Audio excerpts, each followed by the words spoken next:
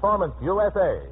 The greatest entertainers in America, as requested by you, the men and women in the United States Armed Forces throughout the world. Command Performance, presented this week and every week till you're home from the hospitals and back from over there.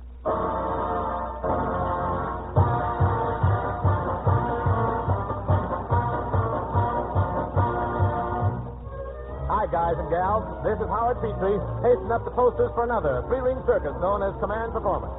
It's another carnival of the stuff asked for in those letters care of Armed Forces Radio, Los Angeles, USA. And ringmaster tonight is the gal who wowed him on Broadway in such hits as Oklahoma, and who's wowing him these days in such fine pictures as Gentleman's Agreement. The one and only Celeste Holm.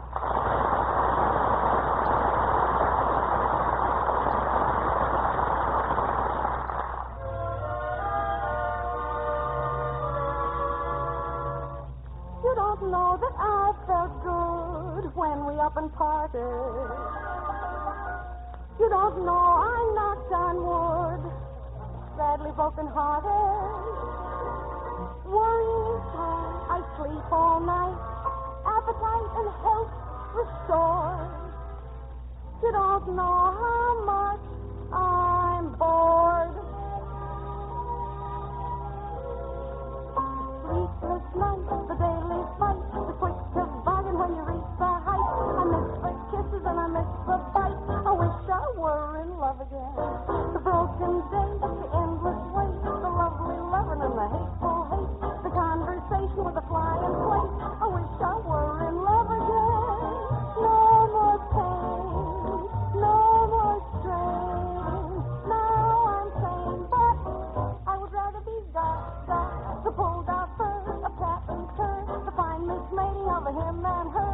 I've learned my lesson, but I wish I were in love again. The furtive side, the black and eye, the words I love you till the day I die, the self-deception that believes the lie. I wish I were in love again. When love congeals, it soon reveals the faint aroma of performing steel, the double crossing of a pair of heels. I wish I were in love again. No more pain, no despair. I'm all there, but I would rather be punch drunk. Believe me, sir, I much prefer the classic battle of a him and her. I don't like quiet, and I wish I were in love again.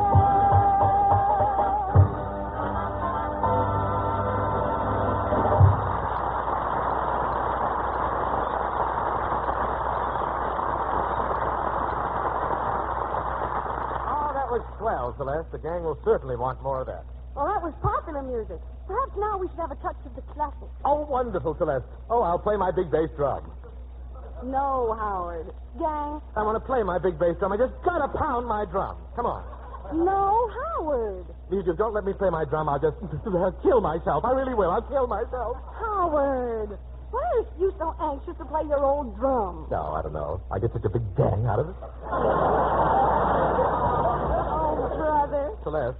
Yes, Well, Howard? there comes a time in every show when one tires of the passing falderall, when one hungers for a taste of the finer things, the culture of uplifting lectures. True, Professor. Luckily, we have present a man who can satisfy that yearning. Oh, good.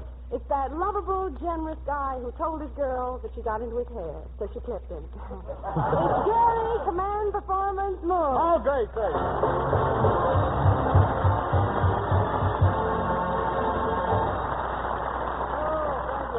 Thank you very much, ladies and gentlemen. Celeste, thanks for that wonderful introduction. Not at all. You are, as the French would say, malgré-tout, un contre-champ de la derrière, un vote de la zone.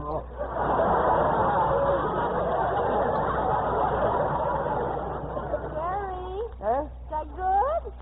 Must be good. I got it off the wall in the French locker room.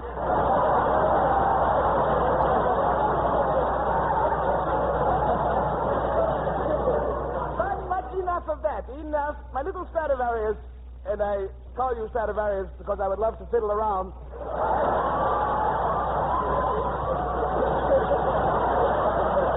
You can call me Morris. I'm a guy with plans. Celeste, I arrived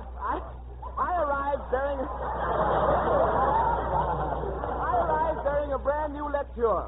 Oh, I just knew you would, Garry. You're a lecturous old soul. Well, bless your little lantern slides. 20. Anyhow, I'll tell you, Celeste, I have given a lot of educational talks in the past on this program. I remember I gave a special lecture for old maids first visiting Hollywood entitled How to Keep from Being Accosted on the Street and Which Streets to Go on to Make Sure You'll Be. I remember that. It was stinking with culture. Garry. Let's keep those phrases closer together, shall we? What made you start giving lectures? Well, first of all, Celeste, my parents taught me to be keenly interested in other people's affairs, to hunger for an insight into the private lives of others. And where did you learn the most? As you gained the threshold of a Ph.D.? No, as I climbed the transom of a YWCA.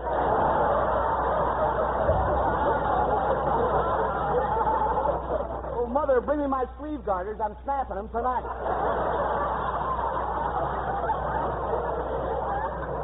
But after that, soon, Celeste, the news of... Abbott and Costello are going to hate us for this. But soon, Celeste, the news of my education spread. People started coming to me for advice. Mr. Moore, I have a problem. Last night, my boyfriend took me off in his car, and we drove into the country and parked on a dark road. Tell me, did I do wrong?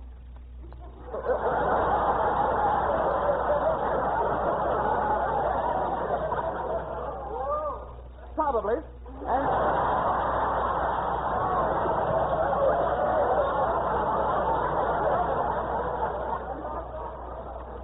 Oh, very high-class material here.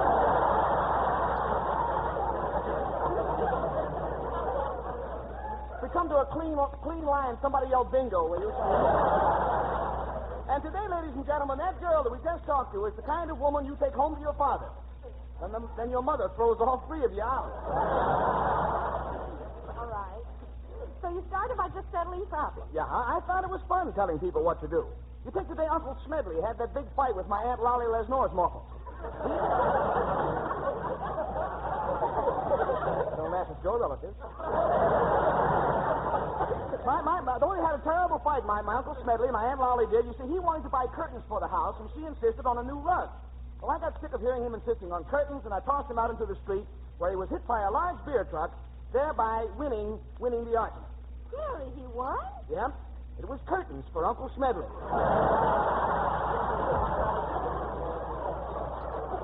There's a clean line. Now, let's go back to the other stuff. But then, Celeste, I decided to tell people facts and let them solve their own problems. So you started giving lectures? Yes, my first lecture was on matter. Ah, Mr. Moore, your lecture certainly taught me how to act around my mother-in-law. Before I heard you talk, I didn't know whether to walk on her left side or her right side. And now you know? Yeah, I walk on her stupid face.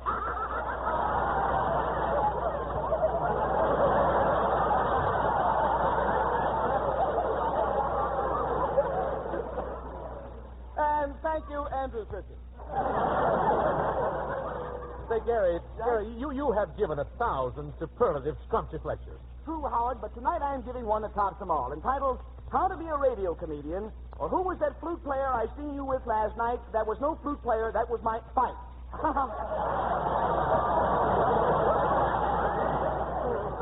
Could happen to anybody. Any questions, Howard? Yes, there are. Garry, what does a person need to be a comedian? What does a person need? Well, first of all, he needs plenty of time to stand on the corner of Hollywood and Vine. Why Hollywood and Vine? I don't know. All comedians stand there. You see, that's so they can say, you know, folks, a funny thing happened to me today. I was standing on the corner of Hollywood and Vine. I was standing on the corner of Hollywood and Vine when a girl came up to me and started staring at me. Well, she must have thought she knew me because she finally said, "Are you Harry?" And I said, "Oh, just a little, around the chest."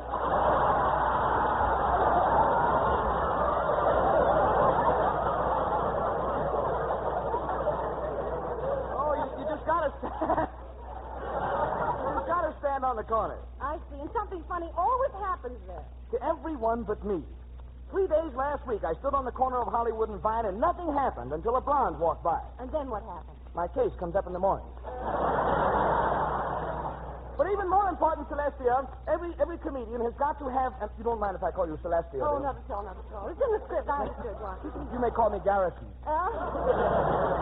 That's my real name, Garrison. Yes, the more the merrier. Oh, no! You made a joke. Let's go back to this. But even more important, Celestia, you don't mind if I call you Celestia, do we? Oh, no, get back to this stuff. All right. Even more important, Celestia, every comedian has got to have an uncle. I don't get it. Well, you're going to have an uncle, so when somebody says to you, I work on a dairy farm, you can say, well, I had an uncle who worked on a dairy farm once, but he got fired for making the cows lie.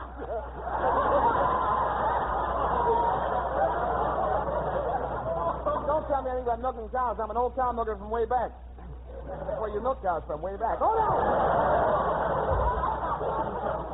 Where am I? But he got fired. Well, you got to have an uncle, so when somebody says to you, I work on a dairy farm, you can say, well, I had an uncle who worked on a dairy farm once, but he got fired for making the cows lie on their backs while he milked them.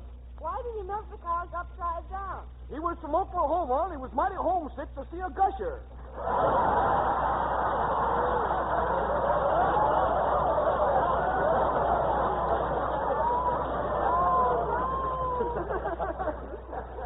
Well, now, as I understand it, Garry, in other words, all you need to be a comedian is a funny street, a funny corner, and a crazy relative, huh? Well, yes.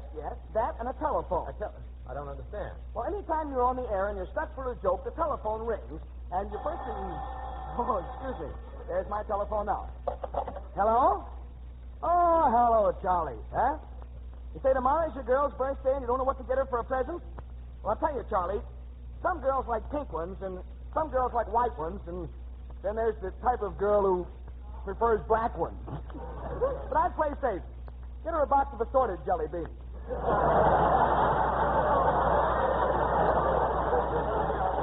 So you see, there's nothing to this comedian racket. I've got a telephone.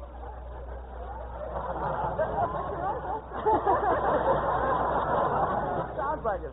I've got a telephone now. If I just had one more thing, I could be a success. And what's that? I need a great big sound effect to get off with. Would you clarify that a little? All right. Well, let's say we're doing a sketch about the wild and woolly West. I'm playing the part of Cactus Head Moore. A rootin', tootin', hootin', shootin', highfalutin', Big Newton.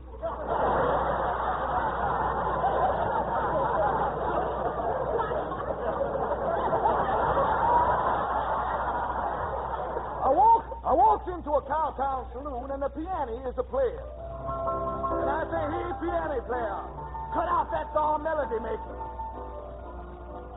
Listen, you, when I say stop playing, I mean stop. Oh, Professor Moore, he killed the piano player. But he's still playing. How come? Strong union.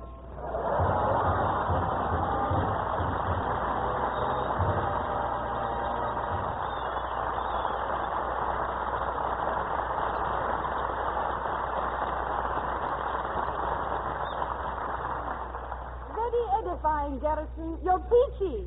In fact, I might go so far as to say peachy with sugar on it, but I've got to watch my figure. Yeah, that's right, Celeste. If you don't watch it, the boys never will. Love those old friends. Yeah. Now, gang, as long as people like Seaman First Class John Galliente keep asking for the better type of music, we've got to keep filling their orders. And there's no better way of doing the same than by calling on Cliff and Claude, the Trenier twins, I always have trouble with that, for a sample of their best. Here they are with Sometimes I'm Happy.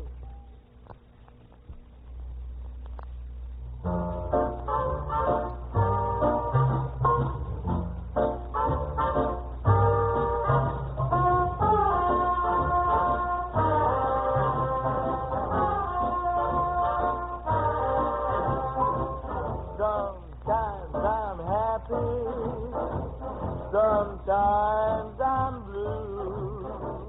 My disposition depends on you. I never mind rain in the sky, long as there's moonlight in your eyes. Sometimes I hate you. Sometimes I love you. But when I hate you, 'cause I love you, baby. That's all I am. So what can I do? I'm happy when I'm with you.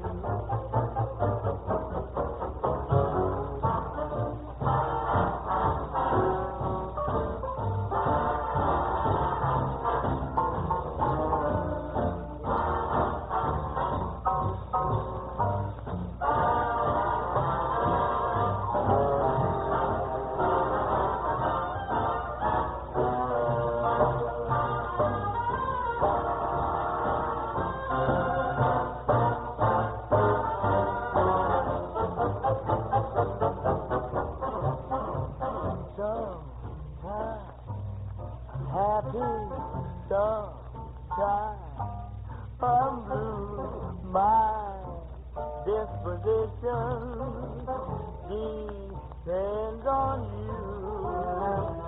I never mind in the sky, long as there's moonlight in your eyes. Sometimes I hate you, sometimes I love you, but when I hate you, it's 'cause I love you, baby. That's all right. So what can I do? Let's get happy. I'm happy when I'm with you.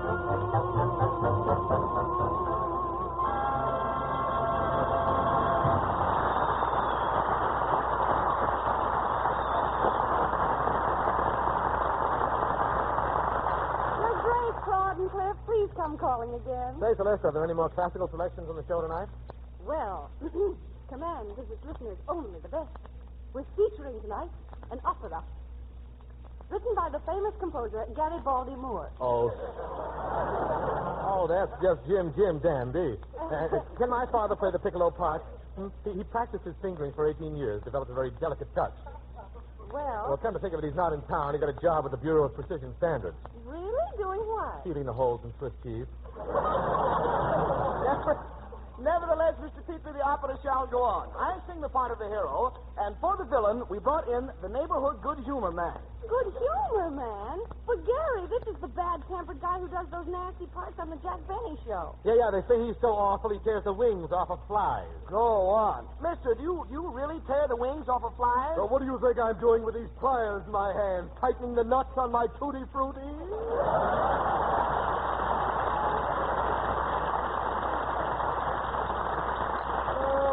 You're Frank Nelson, all right. Yes, I've heard you on Take It or Leave It. Oh, then you're familiar with my program, I take it. Mr. Moore, you take it. I'll leave it. This boy talks like Phil Baker.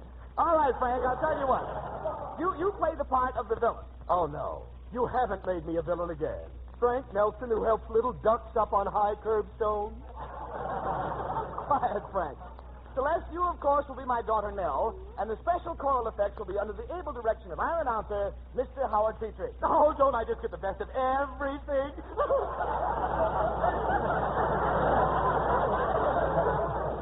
Someday he's going to wake up inside the bag on the vacuum cleaner. And now, Maestro Perrier, the music for the opera.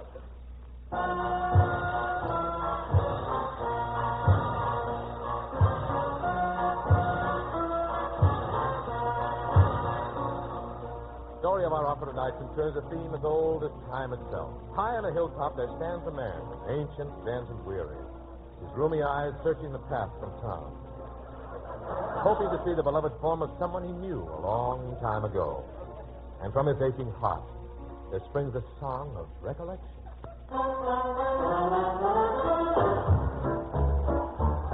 It's been 20 long years since Manelli went away. I never will forget her till my dying day. She ran away from home with the smooth sister slicker. Manelli was a peach, and he was a picker.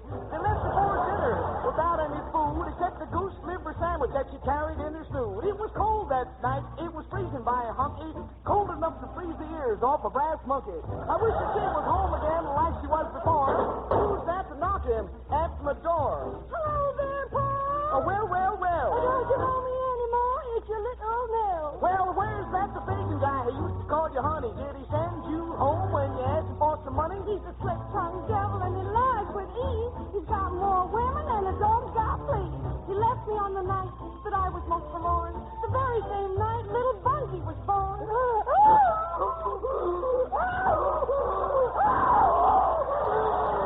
that fair, Bunky? He was born in New York. Why, you should have sent him back and kept the stork. You can't stay in this house with that there child. Oh, Father, dear Father, you're driving me wild. Hot dog, hot dog, hot dog, hot dog.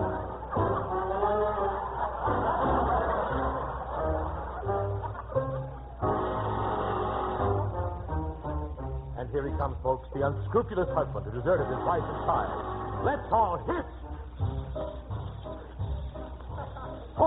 Toity, me proud beauty, don't you lost me, my cutie? Well, now that I've found you, I'll show you no pity. I'm a-taking you with me right back to the city. Will too. Ever since you left me, I've been living in a quandary. Had to dry my dishes with my last month's laundry. Been cooking my meals in my derby hatter. You're coming back with me, gal, and that's that. Will too. Wait a minute. You know, this could replace spit in the ocean. Could too. It could too. Hot dog.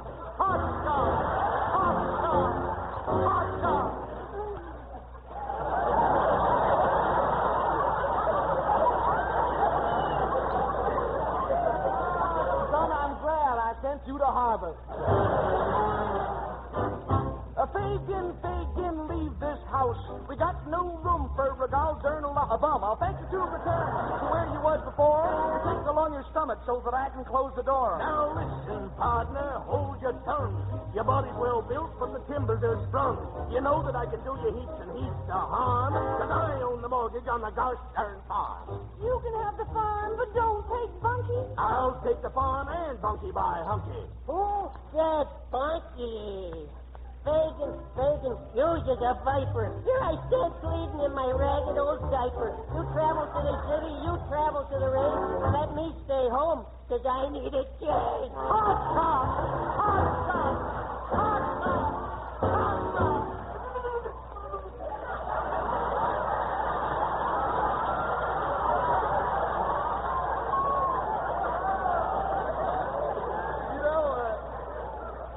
I'd give $1 million to be here when that guy flies south for the winter.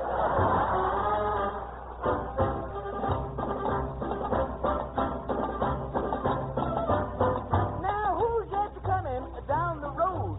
Sounds like a mule with the heavy load. Ain't no mule, you gosh darn few. Can't tell by my badge on the constable what to do. Come now, tell. Oh, well, he ain't done right by our little Nell. I did too. Wait a minute. Dialogue is the kind of thing even Does wouldn't do. It is not. It is too. It is not. It is too.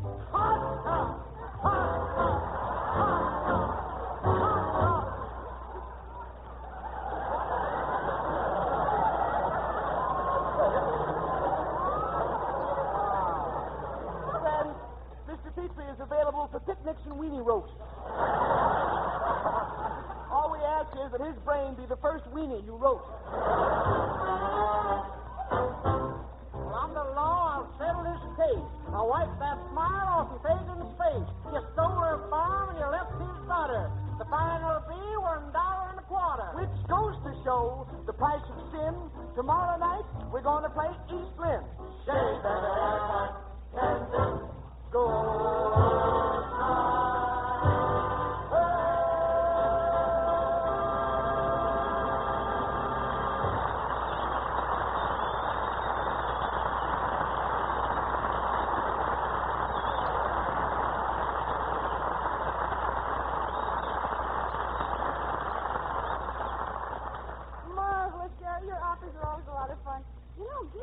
If you plan to continue doing things like that, I'll speak to the Metropolitan about you. Please don't. They already threatened to cancel my policy.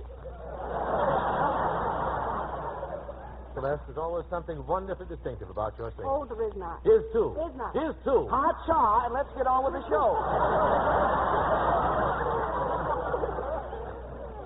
Now, Celeste, I hear that some really terrific letters came in when Command ran its big contest. Yes.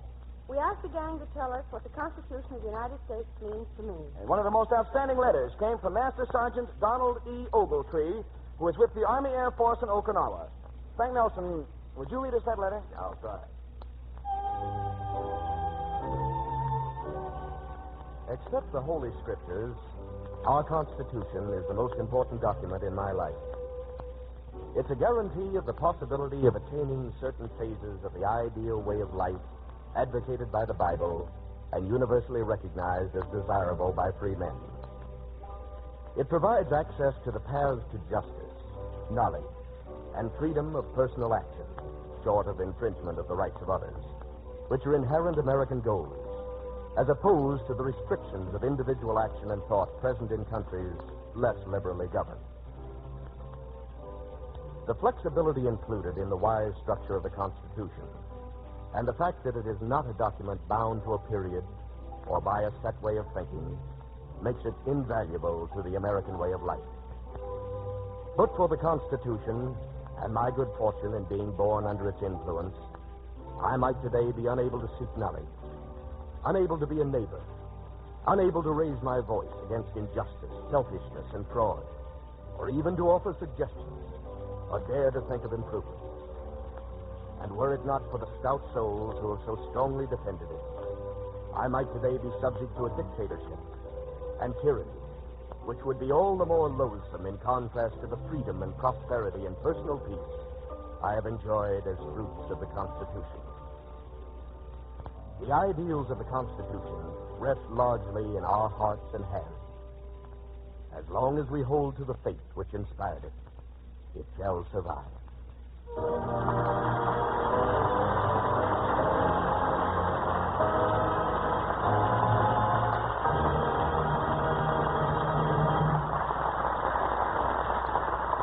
Thank you, Frank, and congratulations, Donald Ogletree. Well, gang, we filled all the orders there's room for tonight. Besides Howard Hawkshaw Petrie, we had visits from the Trenier twins. Oh, I made it that time. Frank Nelson, Constable Bud Whittam, Celeste Holm, Sweet Holm. and Garry Moore. Gosh, Garry, I still haven't gotten over that opera. That masterpiece really sent me. True, which raises the question, will we ever get him back? I'm not worried. Well, gang, this is Celeste saying good night. So long, and lots of luck, guys. Do you hear me?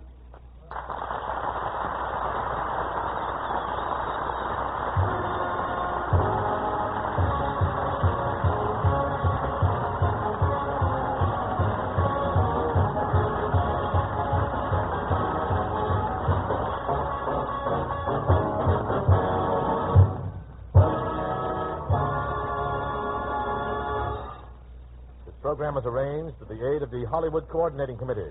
This is the United States Armed Forces Radio Service, the voice of information and education.